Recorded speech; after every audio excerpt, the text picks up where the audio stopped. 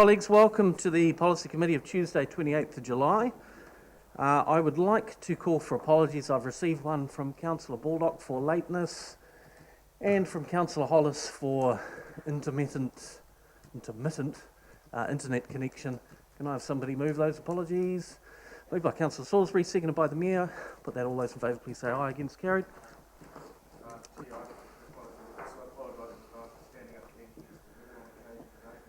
Oh, absolutely. No. It's gotta be.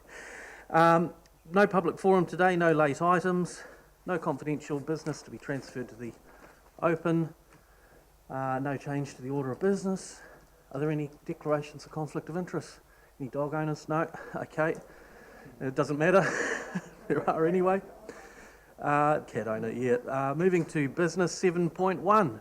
This is the report that we requested back at the previous Policy Committee meeting on the dog management bylaw.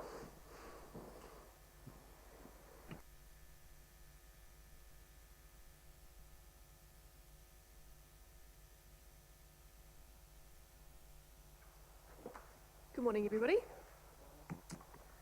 As noted by the Chair, this is a paper that we have prepared in response to the member of the public who came and spoke in regard to dogs on beaches, and they had raised some concerns and suggested restrictions in terms of where dogs could be allowed and where they could be allowed in terms of being on or off leash. We've provided information in terms of the actual dog management bylaw and policy itself, and work through what was also discussed when the bylaw was last reviewed in 2018. We've provided you with some statistics in terms of the incidents on the beaches, and also provided an overview of what enforcement activities are provided as well, so education, signage and those types of things. We talked a little bit about what the beaches bylaw covers as well, and you'll note that submissions on dogs were kept separate from the beaches bylaw. We worked through the issues and options that we identified as part of the information that we've provided to you, and we've made a series of recommendations which we've put before you today. And we've got Sam here today, who's our regulatory manager, and we've also got Brent, the team leader for animal services. Happy to take any questions. Okay, colleagues, any questions? I've got three, but I'm happy to submit to you in the first instance. Any questions, colleagues? No, you're all looking suitably informed from reading the agenda. Well done.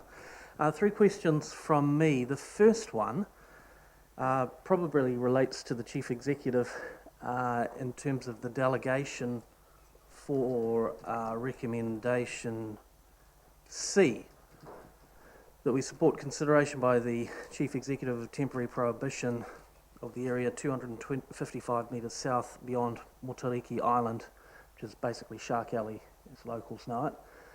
Are you comfortable exercising a temporary restriction on the dogs on beaches during the summer period? And if so, what's the process there?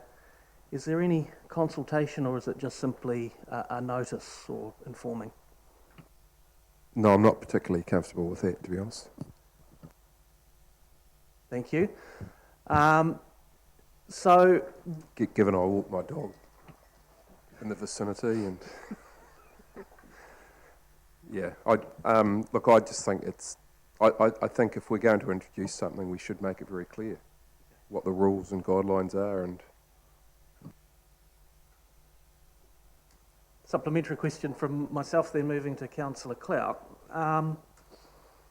Given that C is recommended, what's an alternate, but perhaps not fully endorsed by the Chief Executive, what's an alternative that we could perhaps look at?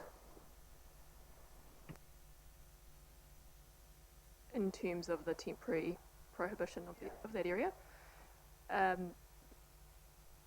we could continue as we are, which is that dogs are provided there as long as they're on a leash. Or you could just, I guess that's the two options. You could either continue as it is or put this temporary prohibition in place for that period. Councillor Clout. Yeah, I was just wondering why the period August to January, like what was the rationale behind just a temporary? That's based on the breeding season of the bird species that are there. Yeah, so that's why that particular season was picked.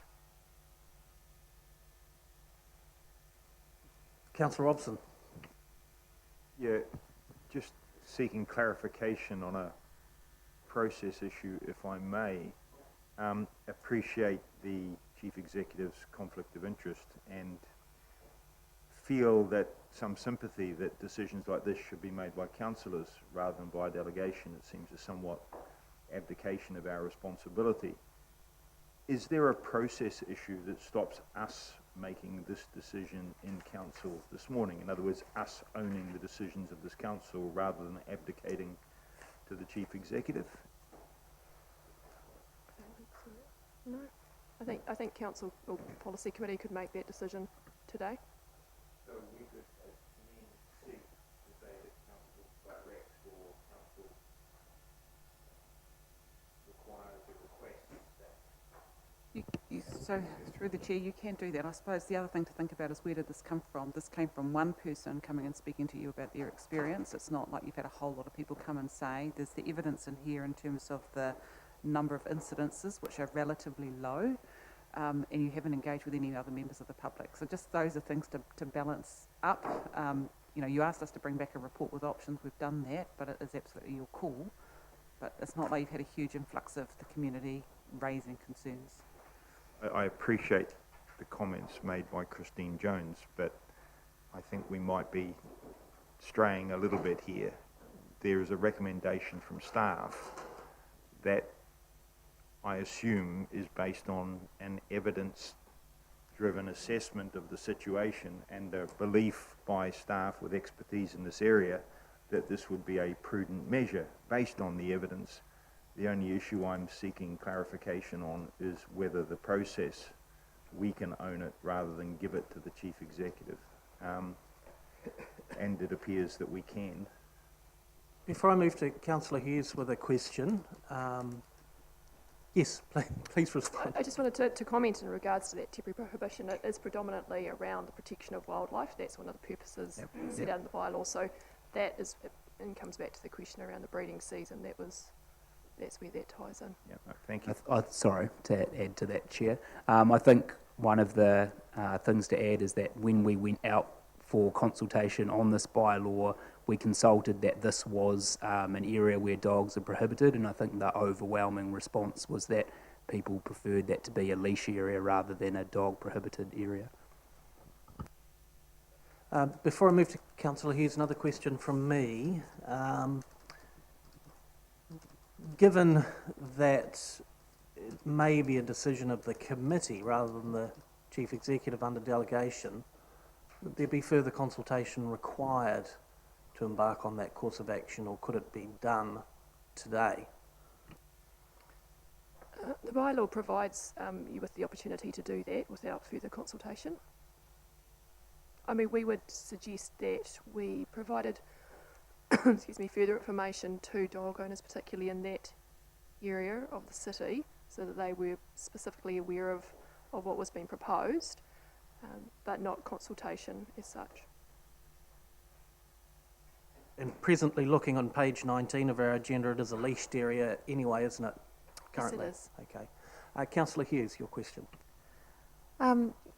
Given that the wildlife can't speak for themselves in this instance, when I was in San Francisco and also actually on Moa, there was like beautiful big signs which really explained and showed images of the wildlife and talked about exactly what the penguins, on Moa it's the seal, and on here it's the penguins, etc. So I'm just wondering what the options are for interpretation and understanding that would make dog owners see that maybe it wouldn't be such a good idea to take dogs down there during that breeding season. Has there been some thoughts into that?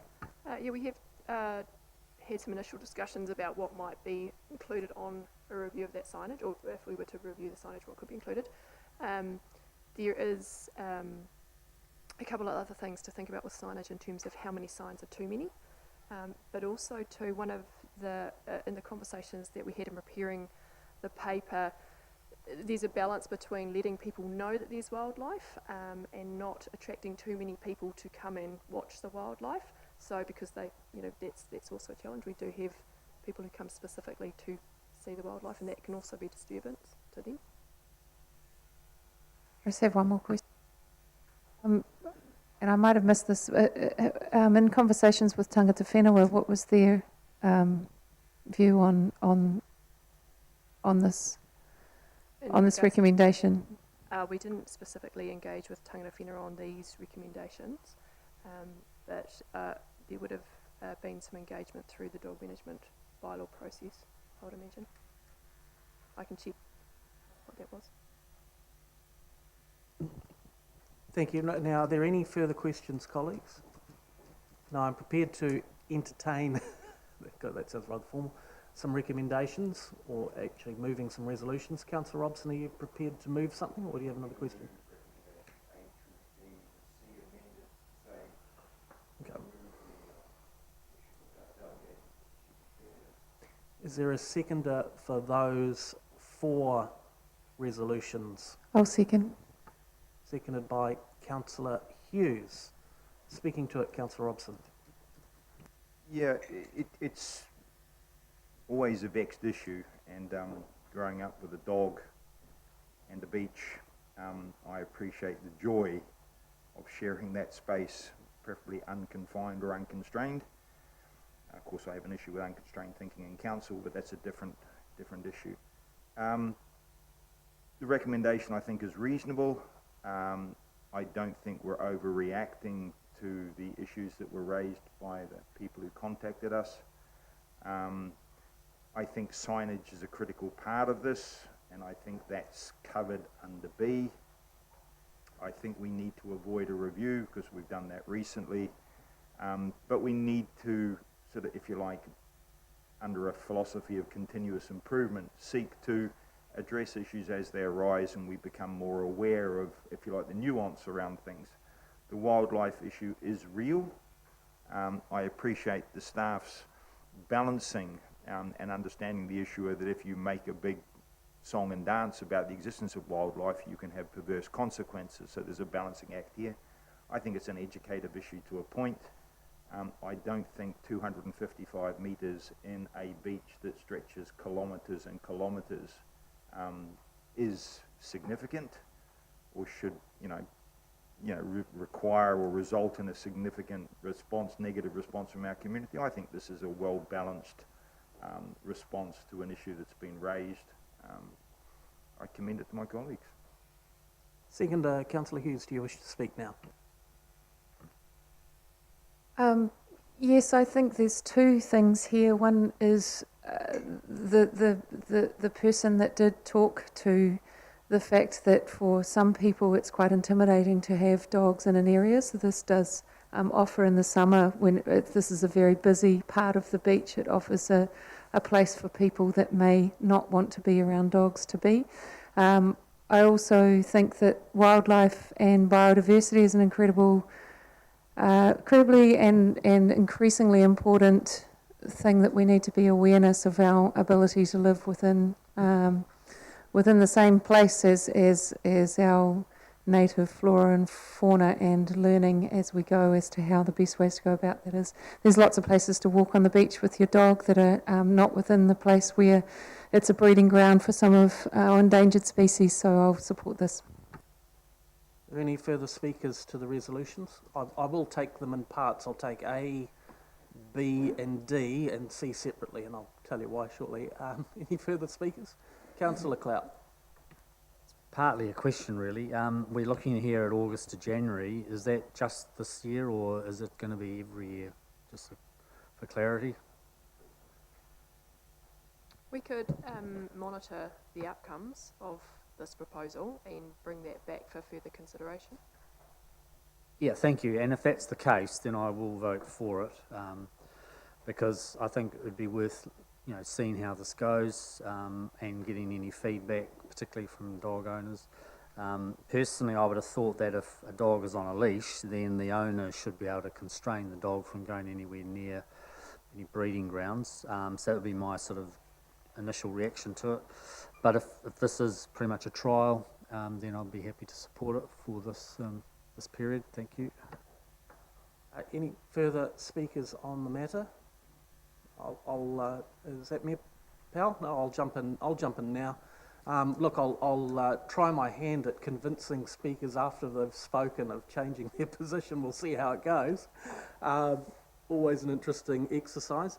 But in terms of the area between Motariki and the other rocks there, it's well known that Motariki is kind of a kaukuri, or it's there's no dogs from Motariki. It's a very identifiable landmark, and it's been that way for, I would venture a guess is to say close to 20 years. So dog owners know that you cannot go any further northwest of Motariki Island with a dog.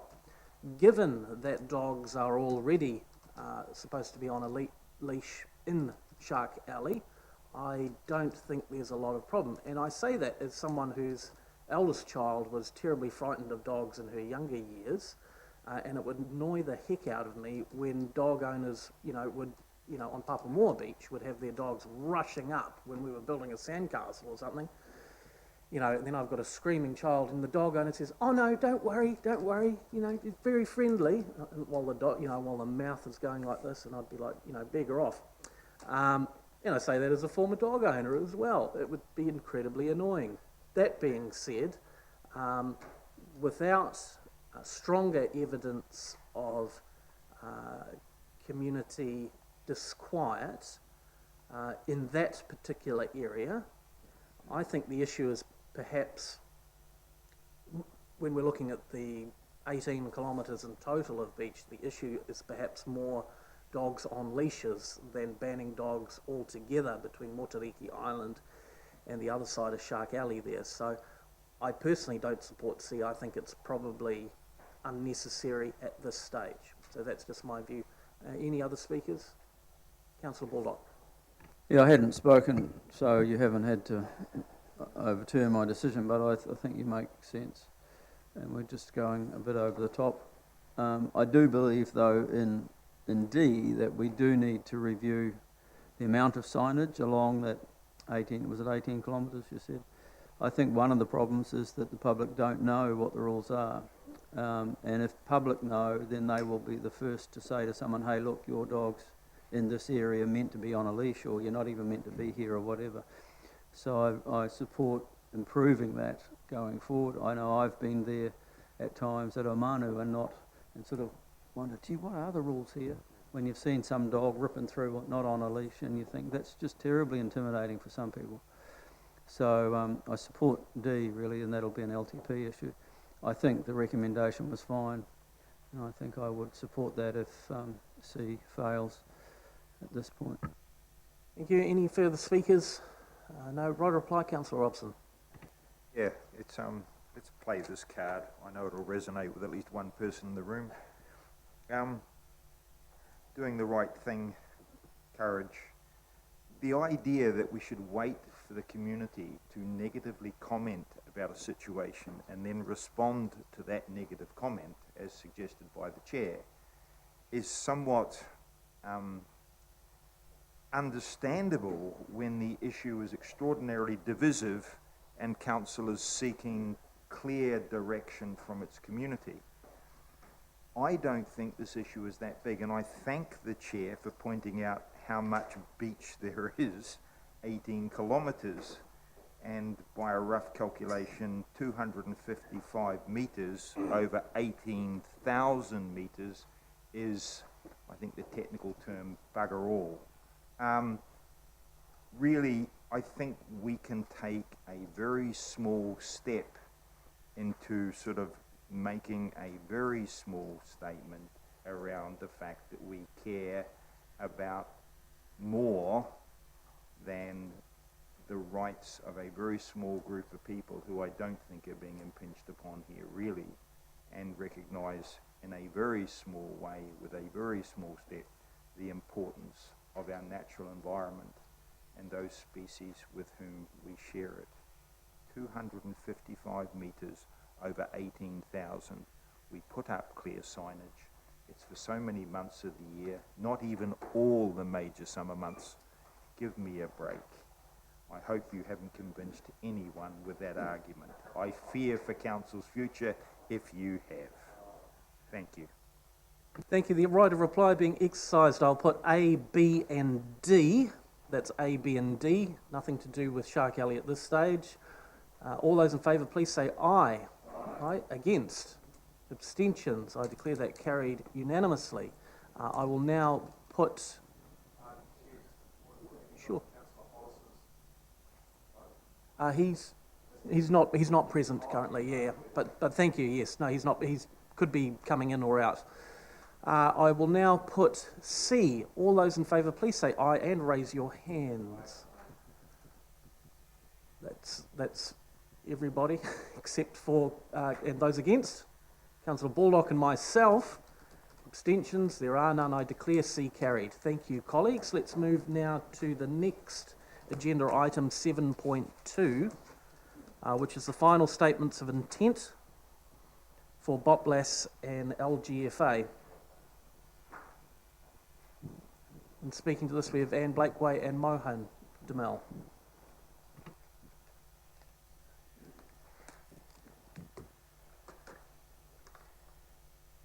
Good morning. Usually we would present the final statements of intent for all of the CCOs at the same time, but in light of COVID and Bay venues, the Art Gallery and Tourism Bay of Plenty needing to considerably revise their final statements of intent, they were given a month longer, but Boplas and LGFA have completed and finalised their statements of intent. They received and considered our feedback, and you'll see that there's a response to that, and now their boards have finalised the statements of intent. So we'll take the report as read, but if you have any questions, happy to answer them. Any questions, colleagues, the statements of intent? There being none, is there somebody prepared to move the recommendations on page 23, Mayor Powell, and seconded by, is there a seconder? Councillor Robson, do you wish to speak to it, Mayor Powell? Councillor Robson, do you wish to speak to it? Any other speakers to the resolution? No, I'll very briefly speak to it and say that just in regard to Boplas's statement of intent and their feedback to Council's feedback to them regarding the matter of them providing a very long list of their achievements in the past. I personally think, and it'd be, I wonder if there's anybody who's on the board of Boplas in the room. You never know. I personally think that that should be a very forward-looking document. It's well and good to reflect on previous savings over many years, but future savings in the current environment would be of greater interest personally. Any additional speakers? Right of the air, Councillor Robson, go for it. In response to the comment by the chair, I think the point has validity, that we need people looking forward as well as regaling us with their achievements. However, I would urge council to apply that